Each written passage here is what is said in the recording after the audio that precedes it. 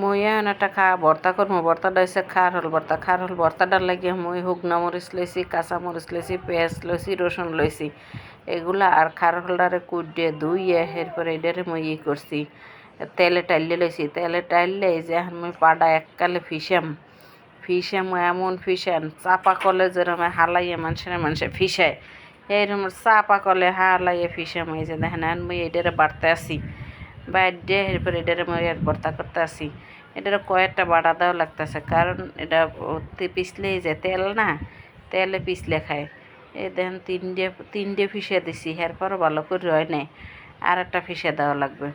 এই ফিসাইতেই এসি এককাল চাপা কলে হালাইয়া শীত করিয়া এরপরে আমরা ফিসাইয়া এরপর মোরা ভর্তাটা করে খাম। এই ভর্তাটা খাইতে যে কি মজা, যে একদিন না খাইছেন হে জীবনে বুঝবেন না যে এটার স্বাদ কি। এটার অনেক স্বাদ। এটা বিষ ব্যথা ভালো হয়, জাগো শরীর ব্যথা, এই মাজায় ব্যথা, হেরা এই ভর্তাটা খাইবেন। দেখেন এই যে ফিসাইছি, ভর্তাটা করছি, ভর্তাটা করে এখন আর মোর লোভটা আমি মানাইতে পারলাম।